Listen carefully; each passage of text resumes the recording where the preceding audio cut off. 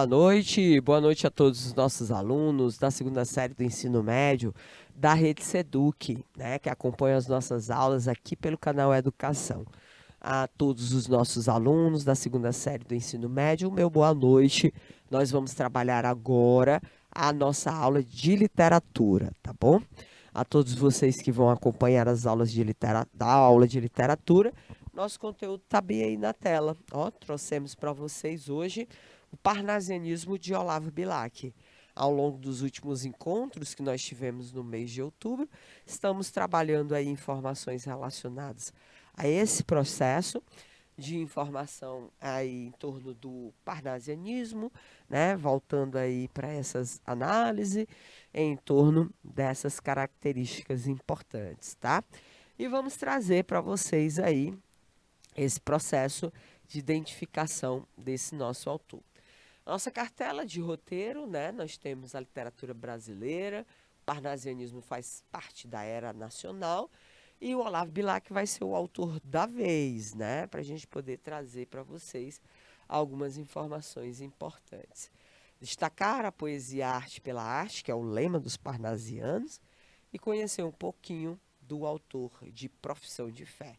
Resolução de questões temos muitas e vamos também aí muito conhecimento a respeito do nosso autor. O parnasianismo no Brasil, né? A gente sabe que o parnasianismo começa na segunda metade do século XIX, tem alguns adeptos, até de uma forma bem eloquente, né? Nós vamos encontrar mais adeptos do parnasianismo aqui do que necessariamente do simbolismo.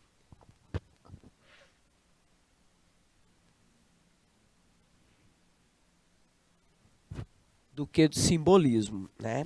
O parnasianismo é uma escola que retoma a antiguidade clássica. A intenção dos nossos autores parnasianos foi trazer de volta a ideia de que no Monte Parnaso, lá na Grécia, Apolo e suas musas inspiravam os artistas aí quando lá frequentavam aquela região montanhosa. E aí o Parnaso veio no século XIX para ser a representação dessa literatura sofisticada, dessa literatura refinada, que tem no parnasianismo a sua retomada de valores aí tradicionais, tá? E aí a gente vai poder identificar esses aspectos aí que relacionam-se a esse momento histórico literário importante aí. No caso do Brasil, o parnasianismo foi a escola dominante do final do século XIX ao início do século XX. Nós vamos conhecer o parnasianismo, né?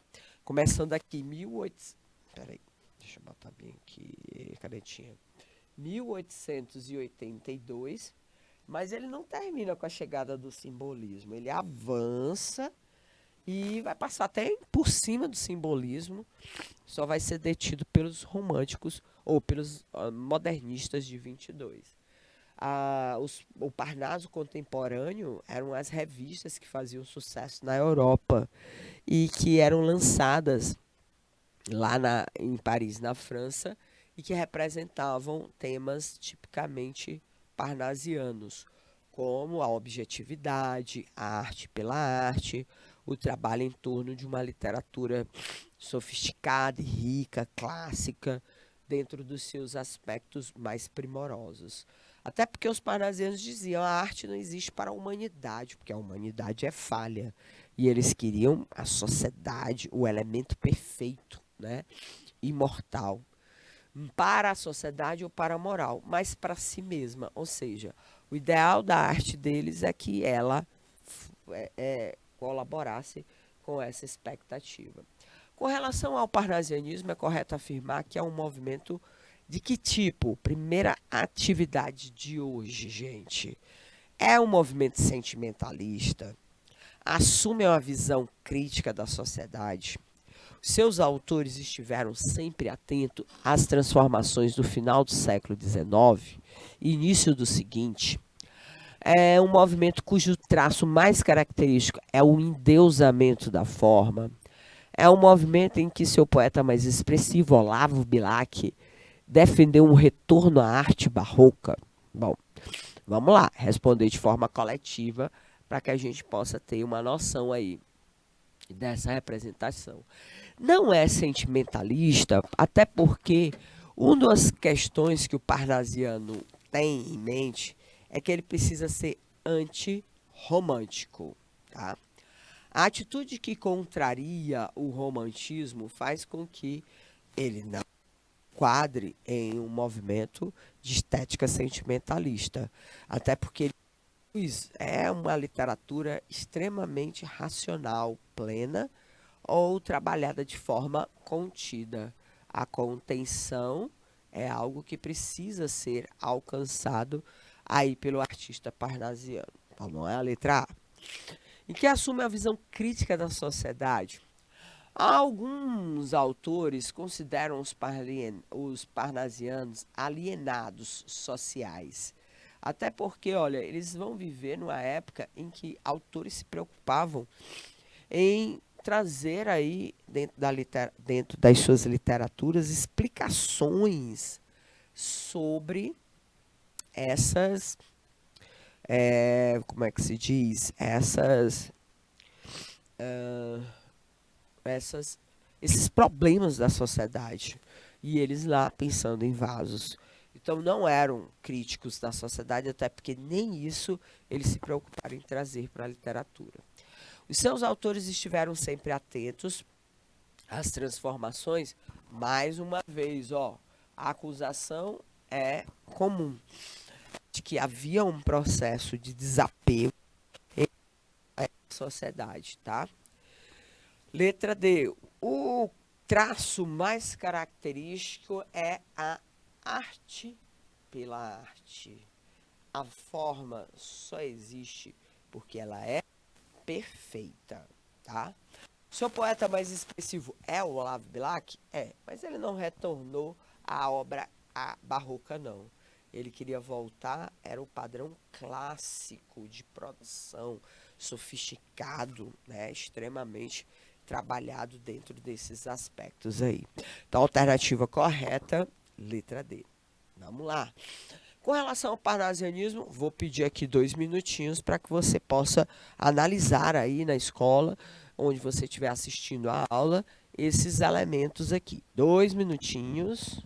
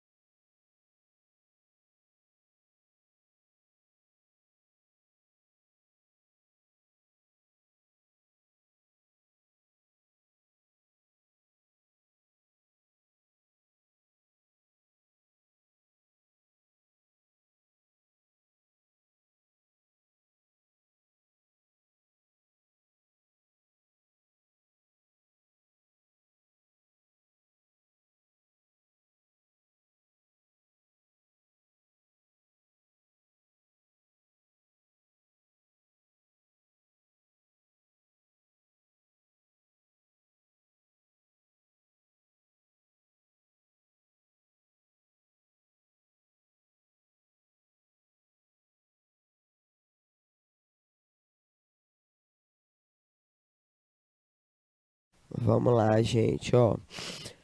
Vamos aí. Com relação ao parnasianismo, são feitas as seguintes afirmações. Pode ser considerado um movimento antirromântico pelo fato de retornar muitos aspectos do racionalismo clássico. Acabamos de ver isso na primeira questão. Falamos para você a respeito desse movimento, né, que os parnasianos têm de relacionar-se aí a esses elementos que fazem parte desse parnasianismo, né? O parnasianismo pode sim ser considerado um movimento antirromântico. Ele se afasta dos sentimentos, das emoções e busca e da liberdade de criação e busca trabalhar o racional, principalmente em torno da perfeição formal e o controle das emoções. 2. Apresenta características que contrastam com o esteticismo e o culto à forma. Contrastar, não. Pelo contrário. Ele apresenta características que corroboram com esse esteticismo e com o culto à forma. E aí, essa informação de contrastar é incorreta. Definiu-se no Brasil com o livro Poesias de Olavo Bilac, publicado em 1888. No Brasil, o ano foi 1882 e o livro foi Fanfarras e de Teófilo Dias, marcando a literatura. Apenas a 1 está correta. Opa, aqui, acho que foi equívoco aqui que botaram. Aí a gente vai encontrar somente... Cadê, meu Deus do céu? Não, apenas a 1 aqui. Totalmente inadequada aqui as informações. Apenas a 1 que está correto. Isso aqui está falso, isso aqui está falso. Mas a gente já disse para vocês anteriormente. Próxima questão, gente. Diferentemente do realismo e do naturalismo, que se voltaram para o exame da crítica, né? O parnasianismo representou na poesia um retorno ao clássico, com todos os seus ingredientes. O princípio do belo na arte, a busca do equilíbrio e da perfeição formal. Os parnasianos acreditavam que o sentido maior da arte reside nela mesma, em sua perfeição, e não na sua relação com o mundo exterior. Vamos lá, gente, ver as alternativas aí que a gente vai poder trazer para vocês, tá? Em relação a esse movimento, vamos aqui. Sobre o parnasianismo, assinale a alternativa correta. Os maiores exponentes do parnasianismo, na poesia e na prosa, ocuparam-se da literatura indianista, na qual exaltavam a dignidade do nativo e a beleza superior da paisagem tropical. Bom, tem um problema aí já no começo. Prosa, parnasiano no Brasil só se articulou em torno da poesia. E aí eles não se ocupam de índios, nem com a dignidade de nativo, coisa nenhuma. Eles querem lá saber de obras de arte. Um exemplo da poesia parnasiana é a obra Suspiros Poéticos e Saudades, de Gonçalves de Magalhães, no qual o poeta anuncia a revolução literária, libertando-se dos modelos românticos considerados ultrapassados. Bom, não é uma obra parnasiana. Suspiros Poéticos e Saudades foi publicado em 1836 e é considerada a primeira obra de características românticas produzida por um brasileiro chamado Gonçalves de Magalhães. Letra C. Os parnasianos consideravam certos princípios românticos, como a simplicidade da linguagem, valorização da paisagem nacional, emprego de sintaxe e vocabulário mais brasileiros, sentimentalismo. Tudo isso ocultava as verdadeiras qualidades da poesia. Falso também, né?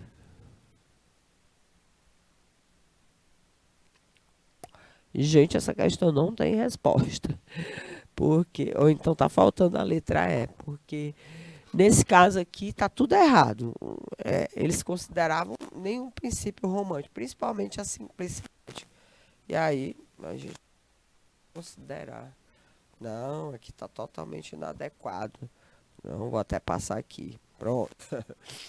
O contexto histórico, origem do parnasianismo tá aí, gente, ó.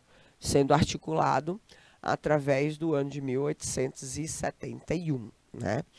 A gente vai poder identificar aqui, ó, autores trabalhando no Brasil a partir de 1882, a obra Fanfarra de Teófilo Dias, Alberto de Oliveira, Raimundo Corrêa, Olavo Bilac. Todos esses autores são importantes aí para serem trazidos através dessa representatividade. E vamos falar do momento tríade parnasiano, tá? E os três cavaleiros da literatura parnasiana, que serão os principais poetas do Brasil do século XIX. Olavo Bilac, Raimundo Corrêa e Alberto de Oliveira. A gente vai encontrar neles aquilo que seria um grupo que defende abertamente a literatura parnasiana e que faz com que a gente possa ter, na figura do Olavo Bilac, o maior representante desse universo aí, tá? Então, o que é que a gente vai encontrar dentro dessa representatividade? O mais conhecido como o príncipe dos poetas brasileiros, Olavo Bilac foi jornalista, tradutor, poeta e um dos fundadores da Academia Brasileira de Letras. Como característica da sua escrita, ele deu preferência às formas fixas do lirismo, no caso, a produção de sonetos. Nas duas primeiras décadas do século XX, seus sonetos eram decorados e declamados por todos os lugares, como em saraus e salões literários comuns da época. Daí a figura do Olavo Bilac, era um produtor de conteúdo, né, poético. Fosse hoje nas redes sociais, ele teria milhares de seguidores para os padrões da época que se prezam aí dentro dessa cultura. Produzia sonetos bem arrumados, bem acabados. Falavam sobre o quê, gente? Falavam sobre várias coisas, né? Principalmente sobre a articulação em torno da literatura. Nenhum poeta da nova geração quer fazer do verso um instrumento sem vida. Nenhum deles quer transformar a musa num belo cadáver. O que eles não querem é que a Vênus grega seja coxa, desajeitada e faça caretas em vez de sorrir.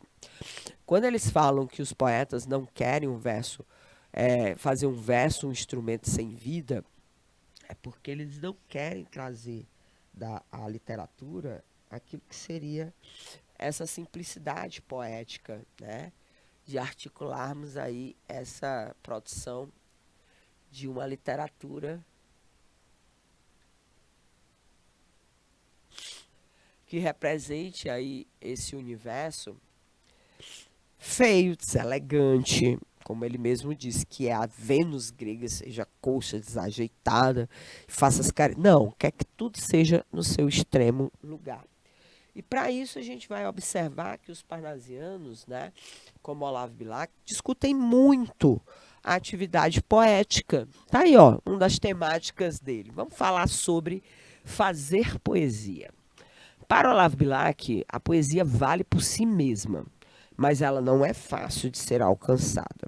Ela é fruto aí de um grupo de poetas, né, ou melhor, de um esforço poético que somente algumas pessoas escolhidas ou que se escolhem e se isolam conseguem ter. Um dos poemas mais conhecidos de Olavo Bilac é o poema A um Poeta. Longe do estéril turbilhão da rua, Beneditino escreve: no aconchego do claustro, na paciência e no sossego, trabalha e teima e lime e sofre sua, mas que na força de se desfaça o emprego do esforço, a trama viva se construa de tal modo que a imagem fique nua, rica, mas sóbria, como um templo grego. Não se mostre na fábrica o suplício do mestre, e natural o efeito agrade, sem lembrar os andaimes do edifício, porque a beleza, gêmea da verdade, arte pura, inimiga do artifício, é a força e a graça na simplicidade. Bonito, muito bonito. Não temos como não dizer que a literatura de nosso autor é muito significativa, tá? Então a gente vai poder identificar aqui, ó, longe do estéril turbilhão da rua, quem é ele? Um beneditino. Quando ele se compara com a figura do beneditino, o Olavo Bilac diz que ele é um cara recluso. Um poeta precisa de reclusão. Até porque ele não pode, no meio da rua, produzir uma arte tão refinada. Ele precisa de paciência, ele precisa de sossego, ele precisa de isolamento. Até porque, olha, a quantidade de versos que ele usa para identificar o fazer poético. Trabalha, teima, lima, sofre, sua. Ou seja, é árduo, não é fácil. É uma atividade extremamente rigorosa. Até porque, quando você chega no final, você tem que estar construindo um poema perfeito, mas sem que as pessoas saibam as dificuldades que foram aí para se construir essa perfeição. Quando ele diz, não se mostre na fábrica o suplício do mestre, e principalmente os andaimes do edifício, né? Ou seja, esconda todo esse trabalho complexo, porque a beleza, que é gêmea da verdade, arte pura do inimigo, é a força e a graça da simplicidade. Simples não é, gente, né? Não vai ser simples, porque não adianta você ser simples aí dentro de uma representação tão diferenciada aí da nossa literatura, tá? Então a gente vai encontrar aí dentro dessas possibilidades aqui. Você sabia que o Olavo Bilac foi o primeiro brasileiro a se envolver num acidente de trânsito? A bizarra situação aconteceu no Rio de Janeiro na impressionante velocidade de 4 quilômetros por hora, gente. Aí você imagine.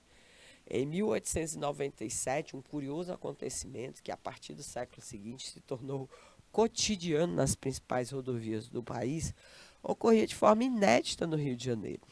O poeta Olavo Bilac, membro e fundador da Academia Brasileira de Letras, guiava um Serpollet, veículo desenhado na França e até então único no país. Olha aí como era o Serpollet. Era esse carrinho aí. Junto dele, o amigo e dono do carro, José do Patrocínio. Não conduziu o veículo acompanhando o escritor no banco de carona.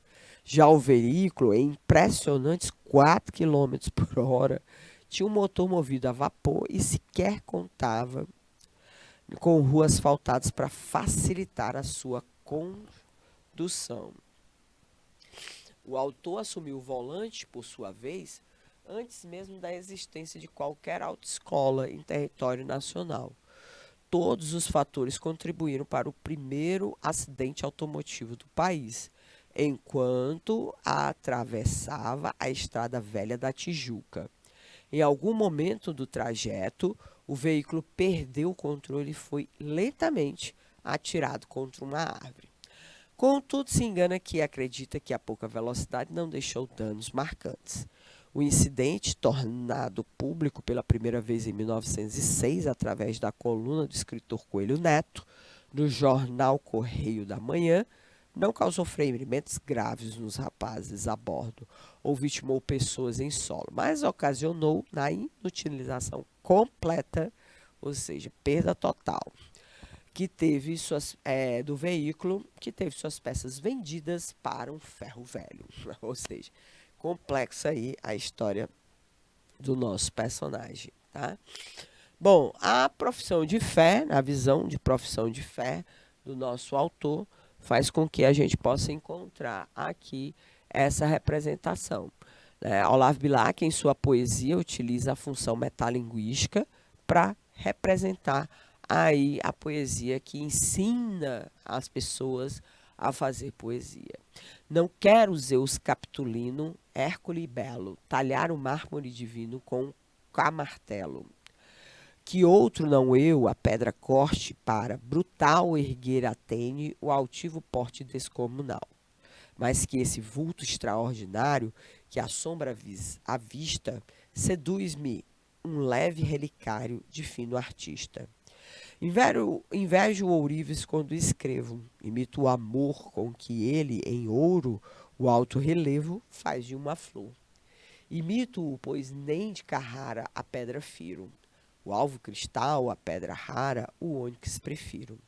Por isso, corre por servir-me sobre o papel a pena, como em prata firme corre o cinzel. Corre, desenha, enfeita a imagem, a ideia veste. Cinge-lhe ao corpo a ampla roupagem azul celeste. Torce, aprimora, alteia, lima a frase e, enfim, no verso de ouro engasta a rima como um rubi.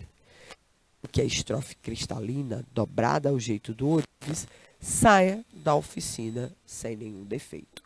Então, novamente, ele articula aqui a literatura produzida pelos autores aí dentro desse processo de construção. Vamos lá. Primeira atividade, vou pedir 2 minutinhos aqui para você analisar essa primeira atividade.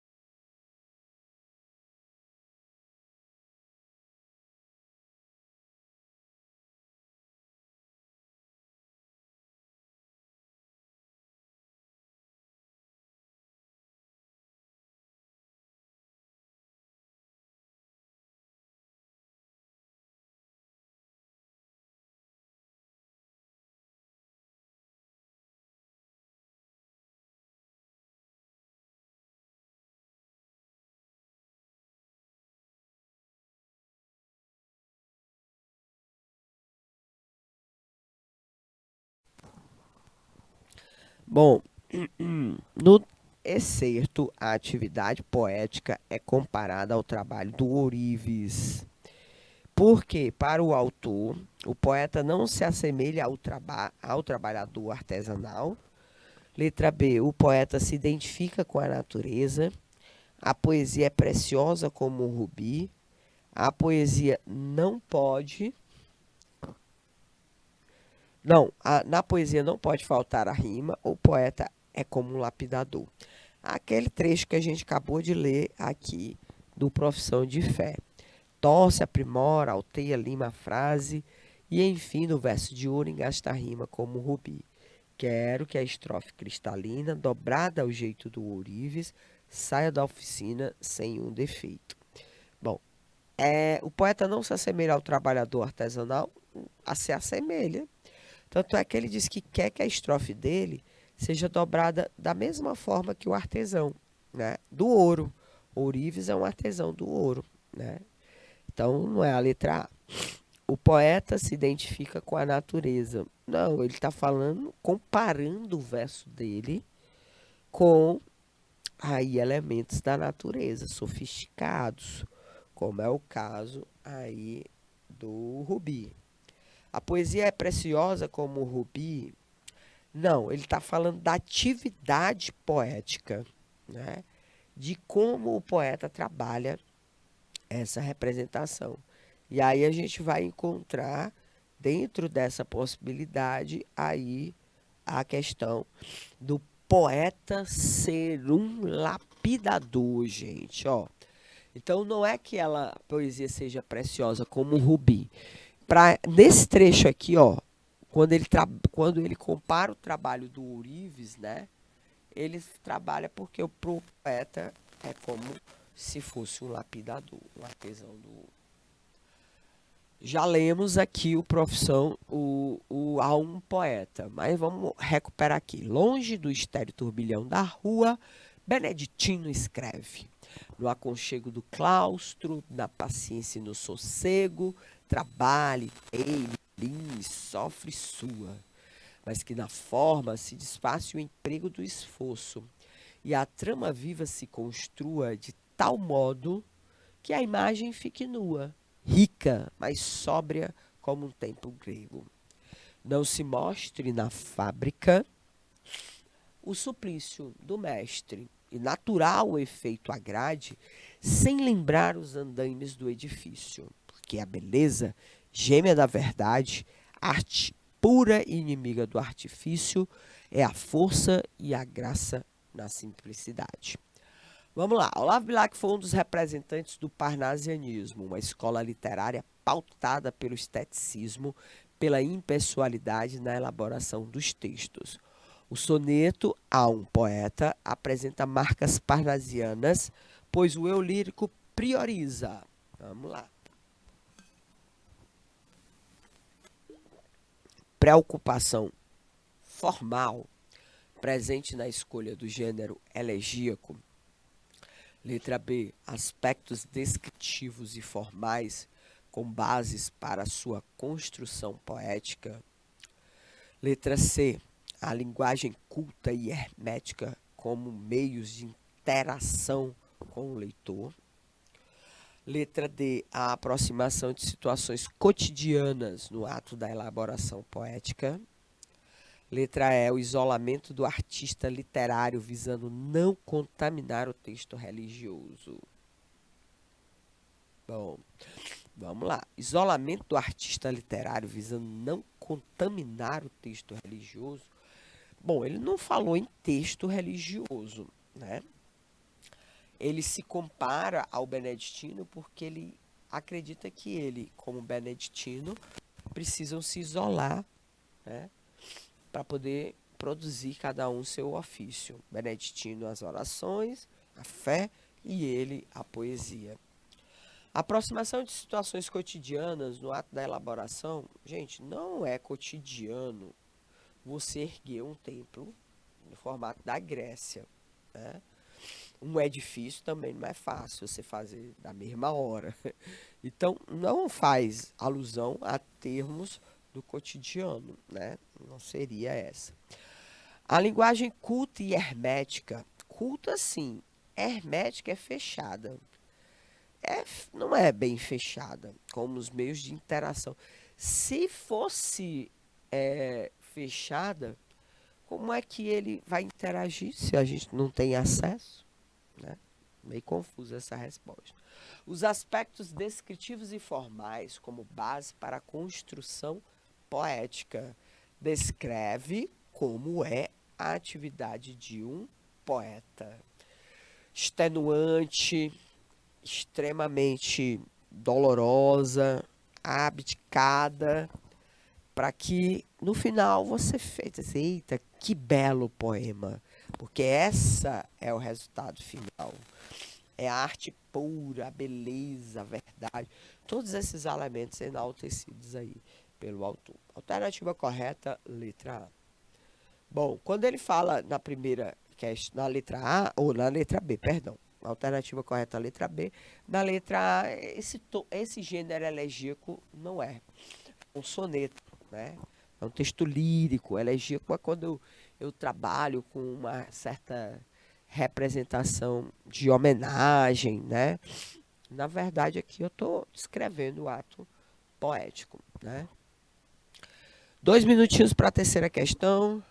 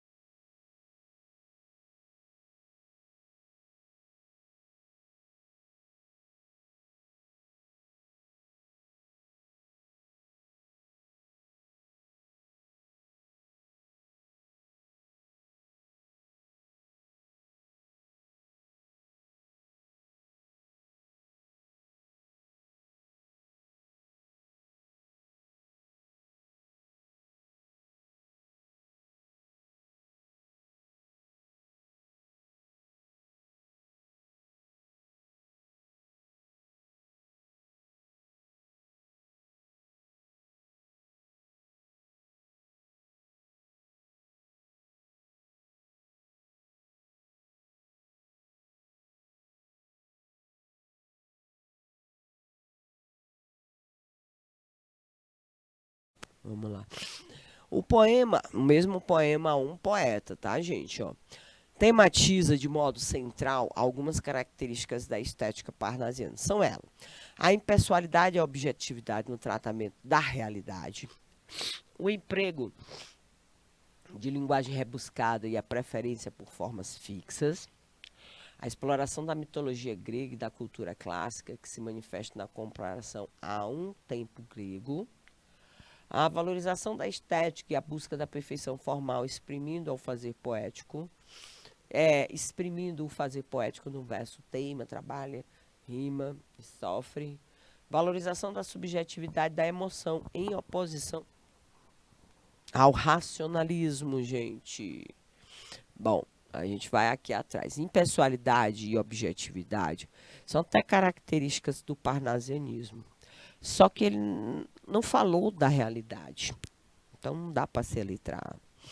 Emprego de uma linguagem rebuscada.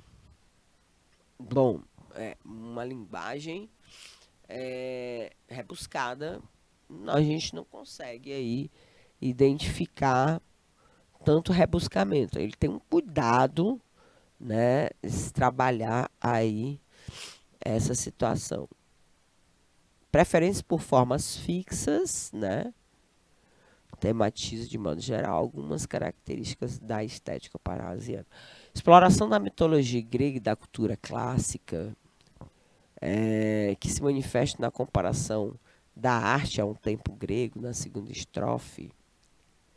Bom, mas ele só trabalha isso aí, né?